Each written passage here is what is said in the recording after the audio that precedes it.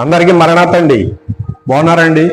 మహాపరిశుద్ధుడు ప్రభు అయిన యేసుక్రీస్తు వారి యొక్క సహాయము, సహవాసము, సమాధానము నిరంతరము మనందరికీ ప్రభు ప్రసాదిస్తూ మన ఇంటిలో ప్రభువారు మనకు యజమానుడిగా ఉండి మనల్ని నడిపించునుగాక. ఆమేన్. ప్రియమైన స్నేహితులారా, దేవుని వాక్యము చాలా పవిత్రమైనది.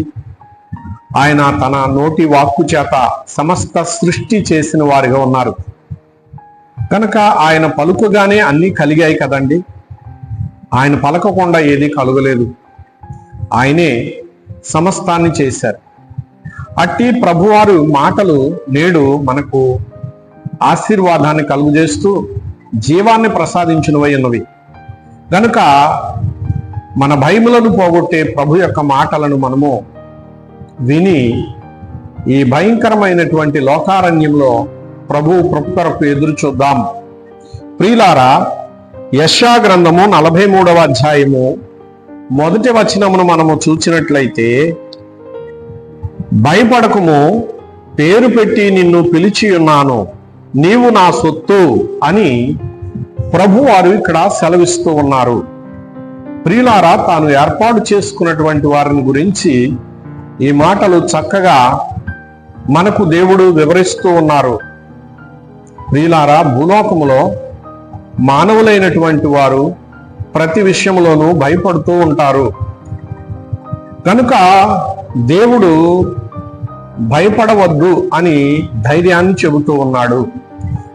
ప్రియులారా, మనము దేవునికి భయపడాలి కానీ మరి దేనికి భయపడకూడదు. కానీ మానవుడు దేవునికి భయపడడం మానేసి మిగిలిన అన్నింటికి భయపడుతూ ఉంటాడు. అంటే అనవసరమైన వాటికి భయపడుతూ ఉంటాడు.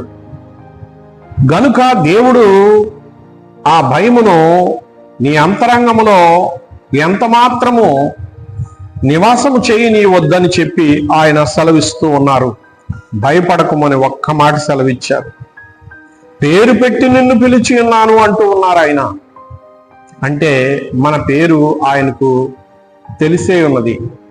ప్రియమైన స్నేహితులారా, తల్లి గర్భములో మనము పిండమై ఉండక మునిపే మన పేరేమిటో ఆయనకు తెలుసు. మన బ్రతుకు దినములు ఎన్నో కూడా ఆయనకి తెలుసు. ఆయన తన గ్రంథములో లిఖితము చేసిన మహా పరిశుద్ధుడైన దేవుడు.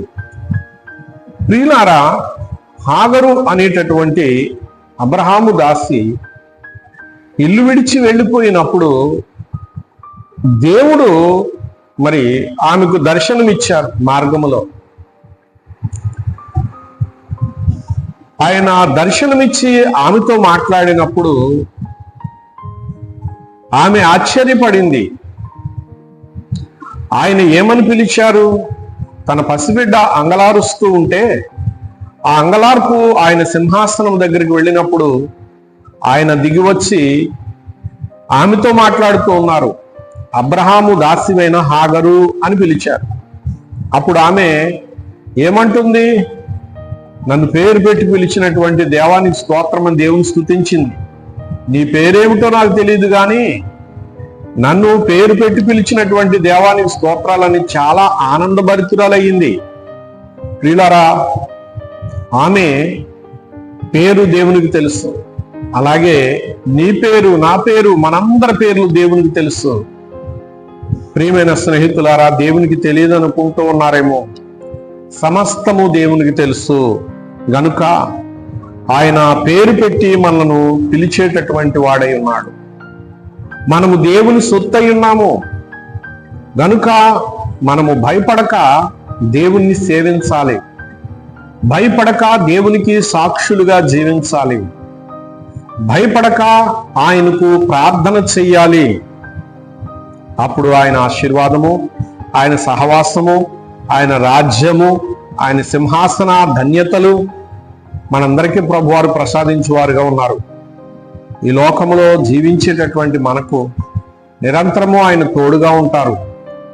అట్టి కృపానిధి అయిన యేసుక్రీస్తు ప్రభువారి యొక్క సహాయము, సహవాసము, సమాధానము నిరంతరము మన అందరి కుటుంబములకు తోడుగా ఉంటూ మనల్ని ప్రభువే నడిపిస్తూ వర్ధిల్ల చేయునుగాక.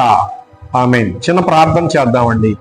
మహాపరిశుద్ధుడా, మా పరలోకపు తండ్రి, భయపడకము, నిన్ను పేరు పెట్టి పిలిచిన్నాను, నీవు నా సొత్తు అన్నావు. స్తోత్రాలు. అవును ప్రభువా, నీ సొత్తు నీవు చెప్పినట్లు వినాలి, నువ్వు ఎక్కడ ఉండమంటే అక్కడ ఉండాలి ప్రభువా. నీకు ఇష్టము కాని క్రియలు చేయకూడదు, నీకు ఇష్టమైనట్టే నడవాలి. కనుక నిరంతరము నీ సొత్తై వర్ధిల్లునట్లు లోకమందున కుటుంబములను ఏర్పరచుకొనమని మహిమాస్వరూపుడగు ప్రభు దీవెనలతో నిరంతరము నాయన ప్రతి ఒక్క బిడ్డకు నీ కళలద్ది వర్ధల చేయమని మహాపరిశుద్ధుడు క్రీస్తు పుణ్యనామమున ప్రార్థించి నీ పాదాలకు నమస్కరించి బిడ్డలందరినీ సమర్పిస్తున్నాను పరమ తండ్రి. ఆమెన్. పరమ దేవుని కృప మనందరికి తోడైండుగాక. ఆమెన్. మరణాత.